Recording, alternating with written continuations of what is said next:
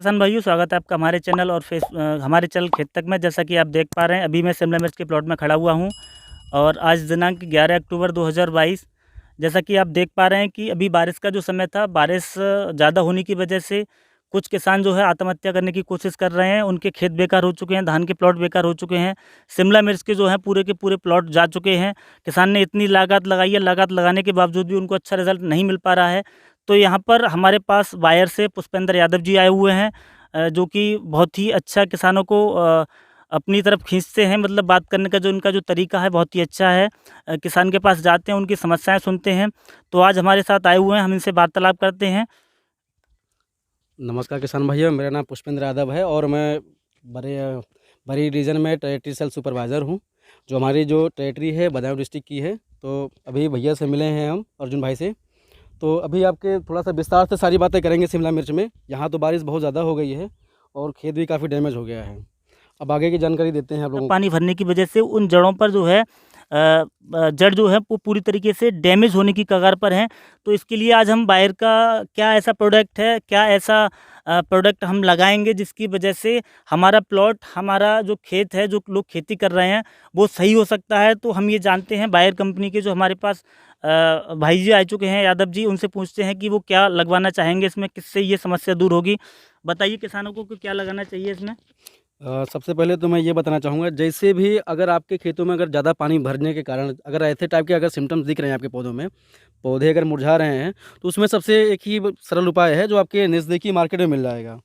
इसमें जो है आप डेंचिंग के लिए जो है बायर के प्रोडक्ट का फोलिक्योर और जो है एलियट। फोलिक्योर जो है 15 लीटर पानी के लिए आप 25 ml जो है लगा सकते हैं, और एलियट जो है 50 ग्राम 15 लीटर पानी के लिए ड्रेंचिंग के लिए लगा सकते हैं। उसके साथ अगर आपको जल्दी से ग्रोथ आपकी जड़ें करने स्टार्ट मतलब कि हो जाएँ, उसके लिए जो है आप एम्बेसन का भी यूज़ कर सकते हैं, तीनों साथ में मिला के। अगर आपके पास ये प्रोडक्ट अवेलेबल ना हो तो उसके साथ दूसरी कंपनी का भी प्रोडक्ट आप यूज़ कर सकते हैं। ऐसे समस्या में सिर्फ़ और सिर्फ जो है बायर के ही प्रोडक्ट आप यूज़ करें तो ज़्यादा बढ़िया रहेगा, क्योंकि ऐसे पौधों में सिर्फ़ और सिर्फ बायर के प्रोडक्ट ही आपके अच्छे रिजल्ट दे सकते हैं।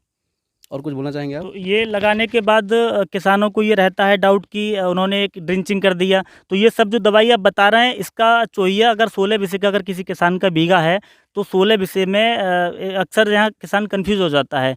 किसी कंपनी वाले जो आते हैं वो लोग बता देते हैं कि आपको 2 टंकी बीघे का लगाना है, कोई कहता है 3 टंकी बीघे का आपको चोइया करना है। तो 16 बीघे का अगर किसी किसान का बीघा है, तो वो लगभग कितनी टंकी बीघे का आपका चोइया लगाए, कितनी पौधे पर डोज़ दे उस दवाई की, जो पानी जिसमें मिला हुआ है, स्प्रे मशीन में जो हम पानी भरा हुआ होता है, उसमें दवाई डालते हैं। तो एक पौधे को लगभग कितना आपका जो दवाइयाँ पड़ी हुई हैं, फंगिसाइड, पीजीआर पड़े हुए हैं, एंटीबायोटिक पड़े हुए हैं, तो एक पौधे पर लगभग कितना जाना चाहिए, कितने टंकी बीघे का चोइया होना चाहिए, इसके बारे में आप क्या कहना चाहेंगे? सबसे पहले तो ये बहुत अच्छा क्वेश्चन रहा है भाई साहब का कि कितना पौधे को हम अपना पानी दें जिसमें दवा लगी हुई है। तो सबसे पहले आपको ये जो है ये तय करना नहीं है कि कितने बीघे में कितनी टंकी जाएगा। आपको हर पौधे पे कम से कम 15 से 10 से 15 एमएल जो है आपके हर पौधे पे ड्रिंचिंग पे जाना चाहिए। जो पौधा ज़्यादा डैमेज है उसमें जो है आप थोड़ा सा डोज बढ़ा भी सकते हैं।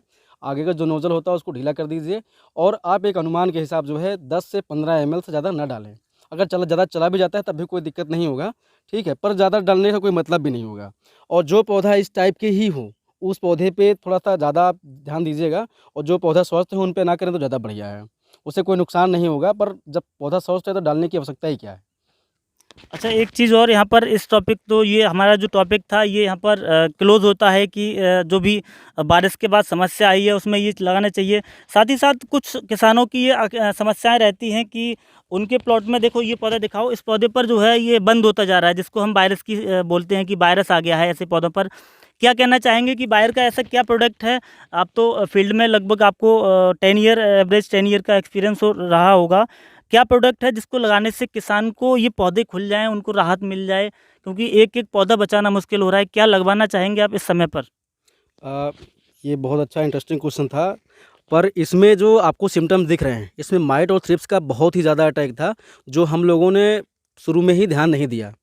अगर शुरू से ध्यान दिए होते तो शायद इस टाइप का सिम्टम्स नहीं बनता। ये व्हाइट फ्लाई एक पीला मोज़ेक की वजह से होता है। ये जो व्हाइट फ्लाई जो है आपका सही समय पे उपचार न मिलने के कारण इस टाइप की समस्या बन जाती है खेतों में। अच्छा, कुछ पौधे जो है इस तरीके के हो जाते हैं, जैसे ये पौधा है, ये पौधा बंद होने की कगार पर आ गया, तो इस ऐसे पौधों को क्या करना चाहिए? किसान ऐसे पौधों पर प्रैक्टिकल करें या नहीं करें? देखो, मिर्च मिर्च भी आ रही है तो बहुत छोटी आ रही है, ऐसे पौधों पर क्या लगाना चाहिए? इस पौधे पे अगर प्रैक्टिकल करना चाहें तो कर सकते हैं, पर कोई लाभ नहीं मिलने वाला है। क्योंकि इस टाइप के पौधे जो होते हैं, अब ये ऐसे समझ लीजिए कि ख़त्म ही समझ लीजिए, क्योंकि इस टाइप के पौधे जो होते हैं बचाना बहुत मुश्किल होता है, क्योंकि ये बहुत ज़्यादा डैमेज हो जाते हैं। अगर आपको प्रैक्टिकली करना है तो कर सकते हैं। बायर कंपनी का प्रोडक्ट आता है ओबरान, जो है 20 ml 15 लीटर पानी के लिए, जो माइट और वाइट फ्लाई दोनों पे कंट्रोल करता है। और जो है थ्रिप्स के लिए जो है आप 4 ग्राम जंप और 3 ग्राम एडमायर आप जो है इसमें मिला के स्प्रे कर दीजिएगा। तो जहाँ तक है कुछ ना कुछ सुधार मिल जाएगा, पर पूरी तरीके से कंट्रोल होना एकदम एग्जैक्टली तो नहीं बोल सकते हैं, पर हाँ कंट्रोल कहीं ना कहीं तक हो जाएगा, क्योंकि ये माइट और थ्रिप्स के ही अटैक ज़्यादा होते हैं। और जो आपको ये सारी चीज़ें दिख रहा है, ये सब जो ब्लाइट टाइप का दिख रहा है, धब्बे टाइप का, ये दरअसल क्या होता है, ब्लाइट का होता है, सिम्टम्स होते हैं। तो ये बहुत सारे, मतलब ये ऐसा समझ लीजिए कि पौधे बहुत ज़्यादा डैमेज हैं, इनको शुरू से ही ध्यान दिए होते तो शायद इस टाइप के सिम्टम्स नहीं बनते हैं। जैसे कि ये पौधा है, इस पौधे में ज़बरदस्त माइट थी और हम ध्यान न देने के कारण इस टाइप के सिम्पटम्स बन गए हैं। अब फार्मर ये सोच रहा होगा कि इसमें जो है फल भी आ रहा है, फ्रूटिंग स्टेज भी है, सारी चीज़ें आएँगी, वो सारी चीज़ें आएँगी इसमें। पर वो जो है आपका पौधा ऐसे का ऐसे ही रहेगा, क्योंकि ये पौधा और पौधे को, जो स्वस्थ पौधा है, उसको भी ख़त्म कर सकता है। जैसे कि यहाँ पर ये पौधा डैमेज है, आप दूसरे तीसरे दिन चौथे दिन बाद देखेंगे तो ये भी और ये भी दोनों डैमेज हो जाएंगे। तो ऐसे सिचुएशन में जो है आप इस पौधे को सारे पौधों से अलग कर दें तो ज़्यादा बढ़िया रहेगा। ये पौधा भी बहुत ज़्यादा डैमेज है, ये 2 पौधे को ले जाए, क्योंकि ये पौधा और ये पौधा दोनों ही स्वस्थ हैं। अच्छा, यहाँ पर ये तो इन पौधों की बात हो गई। साथ ही साथ किसान जो है स्टार्टिंग से वायर कंपनी के जो लोग प्रोडक्ट यूज़ करते हैं, मैं भी वायर के प्रोडक्ट यूज़ करता हूँ, अदर कंपनियों के भी प्रोडक्ट यूज़ करता हूँ। तो फिर किसान जो है बहुत ज़्यादा दवाइयाँ लगाते रहते हैं। दवाइयाँ लगाने का सही समय टाइमिंग क्या रहती है? स्प्रे अगर हम दे रहे हैं, इंसेक्टिसाइड दे रहे हैं, माइटिसाइड दे रहे हैं, तो आपका क्या अनुमान है, क्या आपके एक्सपीरियंस रहा है इस चीज़ में कि मच्छर, मकड़ी, थ्रिप्स, व्हाइट फ्लाई, मकड़ी जो है, माइटिसाइड, तो माइट के लिए हम कब, किस समय पे, कितने टाइम बाद आपको लगता है कि ये सब दवाइयाँ जो हैं देनी चाहिए? एक एवरेज रेशियो क्या निकल के आता है? अभी आप लोगों को भैया ने बोला कि जो है कि कब हमें जो माइटिसाइड और ये इंसेक्टिसाइड और जो है आपका थ्रिप्स का कब दवा यूज़ करना चाहिए। तो मैं भैया को बताना चाहूँगा, जब भी आपको, देखो मिर्च में क्या होता है कि कोई भी दवाइयाँ जो होती हैं लॉन्ग टाइम तक रिजल्ट नहीं देती हैं। क्योंकि क्या होता है कि इन पे जो बीमारियाँ आती हैं दूसरे तीसरे दिन, चौथे दिन या 5वें दिन या छठे दिन भी आ जाती हैं।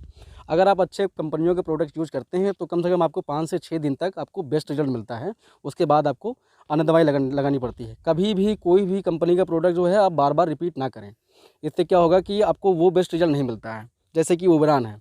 ओबरान अगर आपका स्टार्टिंग में अगर लगाते हैं तो 1 ml पर लीटर के हिसाब से जो है आप यूज़ करिए। शुरू से ही जो है इसके एडिशनल डोज़ लेके ना चलें। जिससे क्या होगा कि उसका रेजिस्टेंस पावर बढ़ जाएगा और एक टाइम में आपको रिजल्ट अच्छा नहीं मिलेगा। अब रही थ्रिप्स की बात।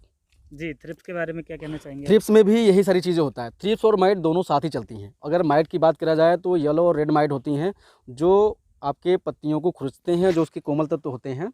जैसे कि ये है। अब माइट और थ्रिप्स में कभी-कभार कन्फ्यूज़न ये हो जाता है कि हम माइट और थ्रिप्स पहचानें कैसे? तो सिंपल सा तरीका है, आप जो है अगर आपकी पत्तियाँ अगर ऊपर के लिए कटोरी टाइप की बन रही हैं, तो समझ लीजिए उसमें थ्रिप्स है। और अगर आपकी पत्तियाँ जो है नीचे के लिए इसमें मतलब कि कटोरी बन रही हैं, तो उसमें समझ लीजिए माइट। माइट 2 कलर की होती हैं, येलो और रेड होती हैं।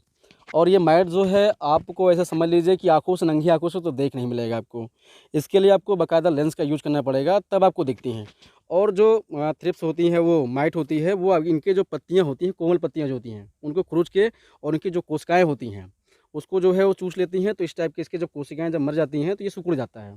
उसके लिए सबसे बेस्ट प्रोडक्ट है बायर कंपनी का, वो है ओबेरॉन। आप ओबेरॉन जो है 15 ml 15 लीटर पानी के मतलब 1 ml पर लीटर के हिसाब से आप यूज़ कर सकते हैं। अब थ्रिप्स में भी बहुत सारी मार्केट में दवाइयाँ उपलब्ध हैं, जो सबसे बेस्ट रिज़ल्ट देता है वो आपका जंप है। जंप में है फिप्रोनिल है 80% है, और जो उसके साथ जो है आप एडमायर का भी यूज़ कर सकते हैं, जिसमें इमिडाक्लोप्रिड है 70%। आप शुरू में जो है 2 ग्राम एडमायर और 2 ग्राम जंप का जो है यूज़ कर सकते हैं थ्रिप्स में। जब आपकी तकरीबन 30 दिन के ऊपर हो जाए तो तब आप ये डोज़, या 15 दिन या 20 दिन की भी हो जाए, पौध में ये चीज़ यूज़ नहीं करना है। पौध में ऐसा समझ लीजिए कि पानी कम लगता है, आप जो है रीजेंट 80 वहाँ पर यूज़ कर सकते हैं थ्रिप्स के लिए। अब जो है सुंडी भी कभी-कभार क्या होता है कि सुंडी का भी अटैक ज़बरदस्त आ जाता है। तो सुंडी के लिए भी तो बायर के पास बहुत सारे अच्छे-अच्छे प्रोडक्ट हैं जो आप यूज़ कर सकते हैं, जैसे कि वाइगो है और फेनोस्क्विक है, लार्विन है, फेम है। ऐसे बहुत सारे मतलब कि प्रोडक्ट हैं जो आप अच्छे तरीके से यूज़ कर सकते हैं। अच्छा, यहाँ पर आपने सुंडी की बात की, सुंडी भी खेत में आती है, आपने थ्रिप्स की बात की, माइट की बात की। तो यहाँ पर लोगों को ये बहुत ज़्यादा समस्या रहती है। वो लोग कुछ क्या करते हैं, कुछ लोग स्टार्टिंग में जो है इमामेक्टिन का यूज़ करते हैं। उनको पता नहीं है कि किस कंपनी का क्या टेक्निकल आ रहा है। अब बायर कंपनी के पास भी बहुत सारे ऐसे टेक्निकल हैं जो अलग-अलग समय पे काम करते हैं। तो आप क्या कहना चाहेंगे कि अगर खेत में सुंडी बनना स्टार्ट हो गई, तो मतलब किसान को क्या है कि किसान को सिर्फ अपना खेत बचाना होता है। उसको किसी दवाई लगाने से उसके अंदर कोई नुकसान नहीं हो। मतलब कहने का ये है कि आपको कोई ऐसा टेक्निकल नहीं लगवाना है जिसकी वजह से फ्लावरिंग स्टेज में कोई प्रॉब्लम आए या फिर आपकी ड्रॉपिंग में कोई प्रॉब्लम आए। तो यहाँ पर अगर हम सुंडी की दवाई की बात करें, बायर कंपनी की अगर सुंडी की दवाई अगर हम लगाना चाहते हैं, तो ऐसा क्या मतलब दवाई है, कौन-सी दवाई है जिसको हम किस डोज़ में लगाएँ? किस-किस समय पर दवाइयाँ यूज़ करें? जैसे बायगो आता है आपका फेनस्क्विक आता है, आपका फेम आता है। तो आप ये लोग कन्फ्यूज़न ये रहता है कि फेम का यूज़ कब करना चाहिए? मुझे खुद से नहीं पता कि फेम का यूज़ कब करना है, बायगो का यूज़ कब करना है। अभी मेरा मिर्च लगभग जो है 50 दिन के एप्रॉक्स हो गया है। और इसका भी लाइव डेमो चल रहा है, कब नर्सरी डली थी उसका भी पूरा डिटेल मेरे पास है। अभी आप ये कन्फ्यूज़न थोड़ा किसानों को है कि फेम कब लगाना है, वाइगो कब लगाना है, कितनी डोज़ में लगाना है? इसके सुंडी के बारे में आप क्या कहना चाहते हैं? पहली बात तो जो है आप फेम का यूज़ जब करिएगा जब आपके क्या कहते हैं फ्रूट बोरर हो, ठीक है। जैसे कि अभी है जो है कि अपना प्रोडक्ट जो बाहर के होते हैं काफ़ी कॉस्टली होते हैं, तो फार्मर थोड़ा सा एग्जॉर्ब नहीं कर पाता है। उसके लिए जो है स्टार्टिंग में आप जो है फेनोस्क्विक लगाइए। फेनोस्क्विक में जो है डेल्टामेथ्रिन प्लस फ्लुफेनिमाइड दोनों है, दोनों का बेहतरीन रिजल्ट है। जैसे कि भैया ने इसके पहले बोला था इमामेक्टिन के लिए, इमामेक्टिन का आप यूज़ ना करें तो ज़्यादा बढ़िया है। अगर यूज़ करता भी है तो अभी से कोई दिक्कत नहीं है। पर आप ज़रा खुद सोचिए कि आज से तकरीबन 20 साल अगर पीछे जाते हैं तो हम लोगों के पास तलवारें थी, लाठी डंडा था, क्या उससे कभी आदमी मर सकता था? अब नए टेक्नोलॉजी में आए हैं, तो आप नए टेक्नोलॉजी यूज़ करिए। जैसे फेनोस्क्विक है, बहुत बढ़िया रिजल्ट है इसका और एक्सीलेंट रिजल्ट है। आप जब आपकी मिर्चें जब तकरीबन आपके 50 से 55 दिन की हो जाएँ तब आप फेम यूज़ करिए। फेम का जो है उसमें फ्लुवेंडिमाइड और एक्सीलेंट रिजल्ट है और ऐसा समझ लीजिए कि उसका रिजल्ट काफ़ी लॉन्ग टाइम तक है। और 5 ml जाता है 15 लीटर पानी के लिए, 5 से 7 ml आप 15 पानी के लिए यूज़ कर सकते हैं। अब रही वाइगो की बात, वाइगो सबसे बेस्ट अभी तक का जो पूरे इंडस्ट्रीज़ में जो है सबसे बेस्ट प्रोडक्ट है वाइगो। और जो है ये 10 ml जाता है 15 लीटर पानी के लिए और सबसे बेहतरीन टेक्नोलॉजी है। इससे अच्छा अभी तक कोई प्रोडक्ट भी नहीं मार्केट में आया है। ये हर तरीके की सुंडी ऐसा समझ लीजिए कि बढ़िया करता है, रिजल्ट देता है। चाहे सूट बोरर हो, स्टेम बोरर हो या कहीं की भी कैसी भी सुंडी हो, सब चीज़ों में एक्सीलेंट रिजल्ट है। अभी आपका वायर के फेनस्क्विक और आपकी फेम की बात चल रही थी, वाइगो की बात चल रही थी। तो यहाँ पर आपको समझ में आ गया होगा कि अगर स्टार्टिंग में अगर आपके खेत में सुंडी की समस्या आ रही है, तो आपको फेनस्क्विक से स्टार्ट करना है। उसके बाद फेनस्क्विक के बाद अगर सुंडी आपकी कवर नहीं हो पा रही है, तो आप वाइगो और फेम पर जाएँ। डोज़ आपको अलग-अलग समय पर लगानी है। इसकी डोज़ के बारे में हम नहीं बताएँगे, क्योंकि डोज़ जो है आपके पौधे के अनुसार पौधे में कितनी तरीके की क्या सुंडी है, कितनी ज़्यादा मात्रा में है, तो डोज़ उसी तरीके से लगती है। अभी डोज़ को हम नहीं एक्सप्लेन कर सकते डोज़ के बारे में, क्योंकि सुंडी अगर हल्की मात्रा में है तो कम डोज़ से काम चल जाएगा, किसान का पैसा बच जाएगा। अगर सुंडी ज़्यादा मात्रा में है तो हमें अपना प्लॉट बचाने के लिए सुंडी की दवाई जो है वो ज़्यादा मात्रा में देनी पड़ती है। तो वो आप जब दुकान पर दवाई लेने जाएंगे उस समय आप डिस्कस कर सकते हैं दुकान से। बाकी एक आपका बहुत ज़्यादा फेमस है नेटिवो, बायर का नेटिवो बहुत ज़्यादा लोगों के दिमाग में रहता है कि नेटिवो लगाएंगे, नेटिवो लगाएंगे। नेटिवो के बारे में क्या कहना चाहेंगे? अगर डायबैक आ जाता है और नेटिवो से नहीं रुकता है तो इस समय पर क्या लगाना चाहिए? नेटिवो की स्टार्टिंग कितने ग्राम पर लीटर से करनी चाहिए? उसके साथ क्या-क्या पड़ना चाहिए? उसके बारे में क्या कहेंगे आप? बिल्कुल सही क्वेश्चन है। नेटिवो नेटिवो अभी तक का सबसे बेस्ट फंजीसाइड है और इससे बेहतरीन फंजीसाइड शायद ही हमारे ख्याल से इस इंडस्ट्री में किसी के पास हो। और आप नेटिवो जो है इसकी एक्चुअल डोज जो है 10 से 12 ग्राम 15 लीटर पानी के लिए है। सिचुएशन के हिसाब इसको बढ़ाया जा सकता है और इसका जो रिज़ल्ट है आप ऐसा समझ लीजिए एक्सीलेंट रिज़ल्ट है। इसके आप ऐसे मान चलिए कि जो है इससे अच्छा फंजीसाइड अभी तक नहीं है। मेरा बहुत अच्छा फेवरेट प्रोडक्ट है नेटिवो। और जब भी आपको ऐसे कभी सिम्पटम्स दिखें तो आप ज़रूर लगाइए। पर हाँ, एक चीज़ याद रखिएगा, ऐसा कोई किसान भाई नहीं होगा जिसको ये ना लगता हो कि जो है गलाव वलाव जो मतलब आता है कितने दिन पे आता है, ये हर किसान भाई को पता है। 10 दिन पे आता है, 15 दिन पे आता है, आपके पौध में भी आ जाता है। कब आएगा ये आपको, उस फार्मर को या फिर आप जैसे किसान जो हैं उन सभी को बखूबी पता है। ये तो आप ही बता सकते हैं कि किस टाइम पे आते हैं, किस टाइम से नहीं आते हैं और कितनी डोज लेनी है, वो आप अपने हिसाब से मैनेज कर सकते हैं। पौध में आपका शायद हमारे ख्याल से 10 या 5 लीटर जाता होगा पानी, जैसे हिसाब से, जिस पैकेट के हिसाब से आपका पॉट डाला है आपने। तो अगर पौध में अगर कुछ फार्मर की कन्फ्यूज़न ये होता है यार जो है कि 12 ग्राम जो है 15 लीटर पानी के लिए है, अगर इसमें डाल देंगे तो डोज ज़्यादा हो जाएगी। तो मैं उन किसान भाइयों को समझाना चाहूँगा कि हमारा अगर मान लीजिए 15 ग्राम या 12 ग्राम जो है 15 लीटर पानी के लिए डाल रहे हैं, तो हमारा पानी तो जो है 5 लीटर जा रहा है, ठीक है। अब उसमें मान लीजिए 15 लीटर पानी के लिए जो है अगर हम डोज कम कर दें तो क्या रिजल्ट मिलेगा? नहीं मिलेगा। अगर 5 लीटर अगर 12 लीटर या सॉरी 15 ग्राम 15 लीटर पानी का जो आपका टैंक है, ठीक है, अगर उसमें 15 ग्राम या 12 ग्राम डालते हैं आप, तो 5 लीटर का आप जो है उसी हिसाब से मतलब कि मल्टीप्लाई करके जो है उतनी दवा डाल दीजिए। आपका फिर दवा भी बच जाएगा और आपका समय भी बच जाएगा, और दूसरा जो है आपके पौधों में सही दवा पहुंच जाएगा। अब नेटवर्क के साथ जो है एक चीज़ हमेशा याद रखिएगा कि एंटीबायोटिक ज़रूर डालें आप, चाहे वो पौध हो या डाईबैक हो या कॉनकाइफोरा, मतलब कोई भी ब्लैक टाइप का हो या मुंडी गलन हो, कतरा हो, जो यहाँ की लोकल भाषा है, उन सभी चीज़ों में आप जो है नेटवर्क का यूज़ करें। इसके साथ जो है आप कुछ भी लगा सकते हैं, इंसेक्टिसाइड वगैरह भी है, ठीक है। हालांकि ये सबसे बढ़िया फंजीसाइड यही है। इंसेक्टिसाइड लगाना चाहें अगर आपके खेत में सुंडी का अटैक है तो, नहीं है तो कोई बात नहीं, आप सिंगल ले जा सकते हैं, रिजल्ट एक्सीलेंट मिलेगा आपको। एक डाउट और है जो कि किसानों के मन में बहुत ज़्यादा रहता है कि नेट बो को कितनी मात्रा तक लगाना चाहिए। मतलब ये है कि कुछ लोग क्या है कि 1 ग्राम प्रति लीटर पानी के हिसाब से लगाते हैं, कुछ लोग 1.5 ग्राम से लगाते हैं, कुछ लोग 2 ग्राम से लगाते हैं। नेट बो को हम कितनी डोज तक लेके जा सकते हैं, इसके बारे में क्या कहना चाहेंगे आप? मतलब नेट बो कितने ग्राम तक का लगना चाहिए जिससे पौधे को नुकसान नहीं होगा? पहली बात, नेटवो का जो डोज एक्चुअल डोज है आप 20 ग्राम 15 लीटर तक पानी तक ले जा सकते हैं। अगर ज़्यादा ले जाते हैं तो ओवर डोज हो जाता है, तो आपको बेस्ट रिजल्ट नहीं मिलता है। ये वहीं आपको करना पड़ेगा जहाँ आप लगातार खेती कर रहे हैं, उस खेत का या फिर उस पौधे का रेजिस्टेंस पावर बढ़ गया हो, तब वहाँ आप 20 ग्राम 15 लीटर के लिए ले जा सकते हैं। अगर अन्यथा अगर आप ज़्यादा ले जाते हैं, अगर आपको ज़्यादा ज़रूरत है तो ले जा सकते हैं, उसमें नो डाउट, ठीक है। पर हाँ, एक चीज़ हमेशा याद रखिएगा, जिस खेत में रेजिस्टेंस पावर बढ़ा हुआ है वहीं पर ही नेटवर्क का डोज बढ़ाने को सकता है, अन्यथा आप ना बढ़ाएं तो ज़्यादा बढ़िया है। आपको 15 ग्राम से ही भी बढ़िया रिजल्ट मिल जाएगा, 15 से 20 ग्राम 15 लीटर पानी के लिए। ठीक है, तो इतनी सारी जानकारी हमने आपको आज वायर के जो हमारे भाई हैं जो हमसे मिलने के लिए आए थे, उन्होंने बहुत सारी जानकारियाँ आपको दी। बाकी अगर किसी व्यक्ति का, किसी हमारे किसान भाई का, या फिर जो भी मेरी वीडियोज़ को देख रहे हैं उनका किसी का अगर डाउट है, कुछ डाउट्स रह जाते हैं, तो फिर आपके एरिया में जो भी आपके नज़दीकी डीलर हों, आप उनसे डिस्कस कर सकते हैं। आपके एरिया में बायर के जो भी फील्ड ऑफिसर हों उनसे डिस्कस कर सकते हैं, सुपरवाइज़र से आप डिस्कस कर सकते हैं। बाकी हर ज़िले का अलग अलग सिस्टम है, अलग अलग लोग वहाँ पर अवेलेबल हैं।